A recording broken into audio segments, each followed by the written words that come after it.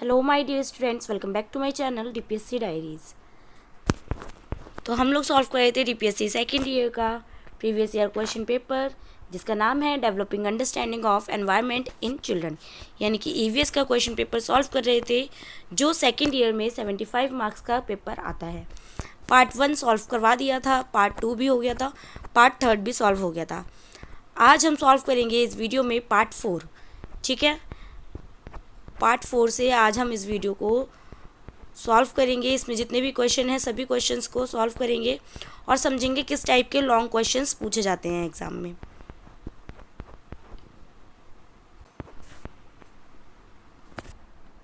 Part 4 question number 21 तक हमने कर लिया था, जिसमें पार्ट 3 तक 21 क्वेश्चन नंबर यानी कि 5 मार्क्स के पूछे जाते हैं पार्ट 3 में। अब पार्ट 4 ये टोटल 10 मार्क्स के पूछे जाते हैं इसमें क्वेश्चन। ठीक है, पार्ट 4 में तो question number 22, define field visit. Field visit क्या होता है? How can it be use at preschool level. आप कैसे इसको यूज़ कर सकते हैं एक प्री स्कूल लेवल पे। तो पहले आपको फील्ड विजिट के बारे में बताना होगा कि क्या क्या डेफिनेशन है। डेफिनेशन 2 मार्क्स में, a field visit is a planned educational trip where children visit places outside the classroom to gain real life learning experiences.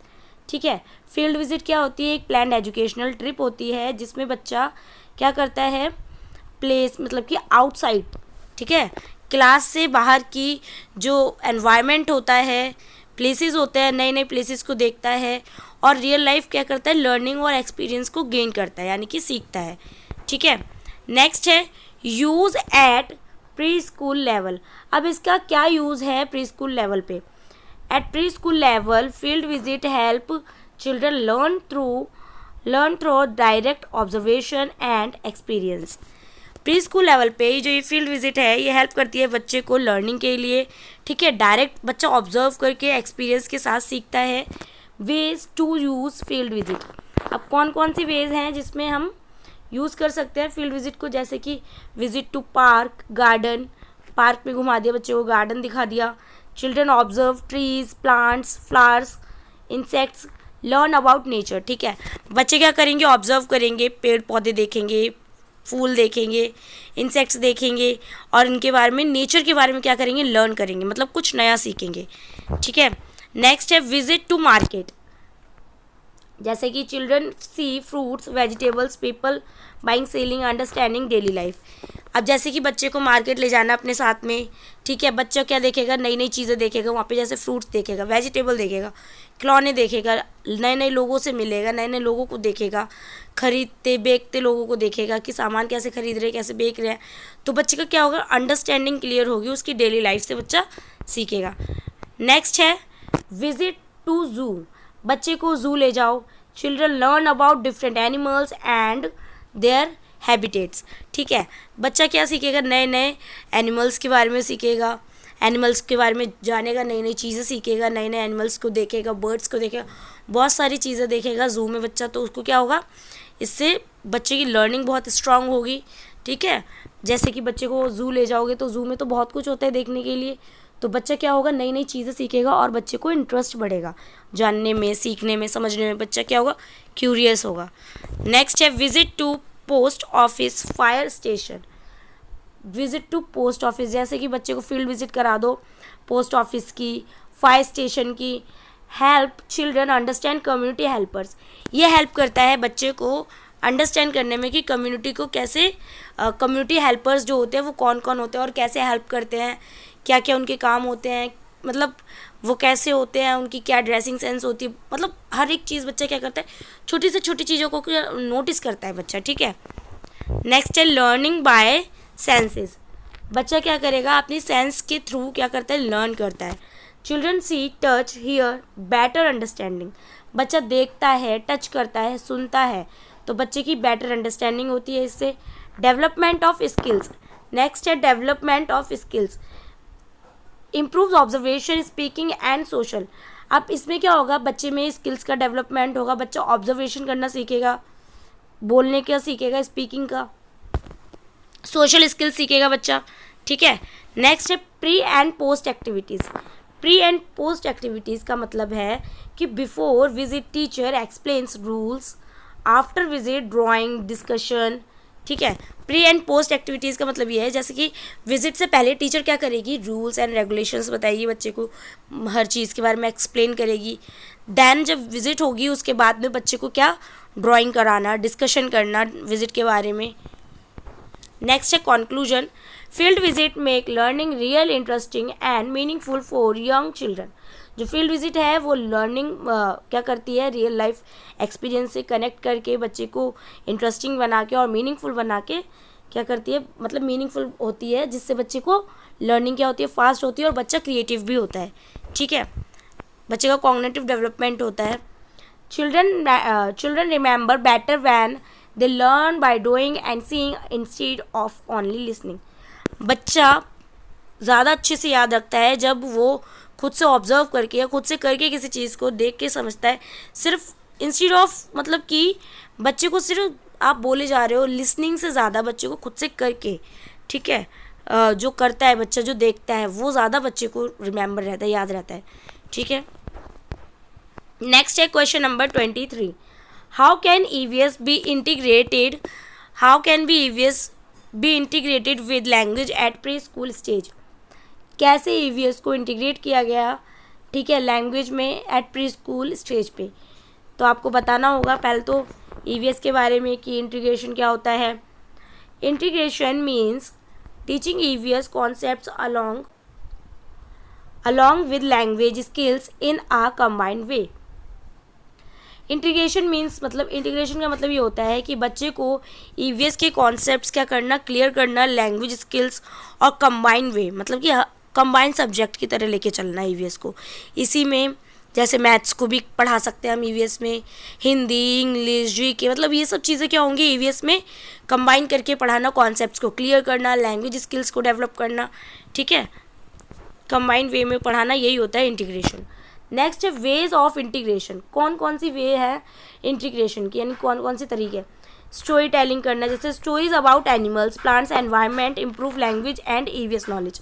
अब स्टोरी अबाउट एनिमल्स, आप एनिमल्स के बारे में बच्चे को स्टोरी कराएंगे, प्लांट्स के बारे में कराएंगे या एनवायरनमेंट के बारे में भी कराएंगे, तो ये क्या करेगा, बच्चे की इम्प्रूव करेगा लैंग्वेज, ठीक है, बच्चे की लैंग्वेज भी इम्प्रूव करेगा और ईवीएस नॉलेज को भी क्या करेगा, डेवलप करेगा बच्चे की।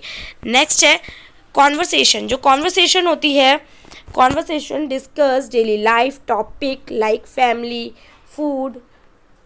कॉन्वर्सेशन होती है कि डिस्कस करना डेली लाइफ के बारे में, topic like family, food, water, builds vocabulary. अब जैसे बच्चे से आप क्या कर रहे हैं, बातचीत कर रहे हैं, कॉन्वर्सेशन कर रहे हैं, डिस्कस कर रहे हैं उससे डेली लाइफ के बारे में। डेली लाइफ के टॉपिक हो गए जैसे कि आपने क्या खाया, आप फैमिली, मतलब फैमिली के बारे में। एक फैमिली क्या होती है जिसमें सिंगल फैमिली होती है, ठीक है, न्यूक्लियर फैमिली होती है एक, और एक क्या होती है फैमिली जिसमें हम लोग जिसमें साथ में रहते हैं दादा दादी ये सभी लोग, ठीक है। तो फैमिली, फूड, वाटर, तो ये क्या करते हैं, बच्चे की वोकेबलरी को बिल्ड करते हैं, ठीक है। नेक्स्ट है rhymes and songs. Rhymes and songs का आप यूज़ कर सकते हैं इंटीग्रेशन ईवीएस में, ठीक है। Rhymes on nature, rain, sun, animals.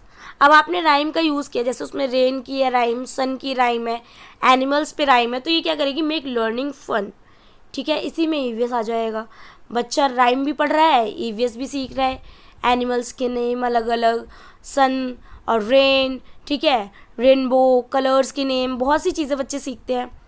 Picture reading, children describe pictures of environment, improve speaking skills.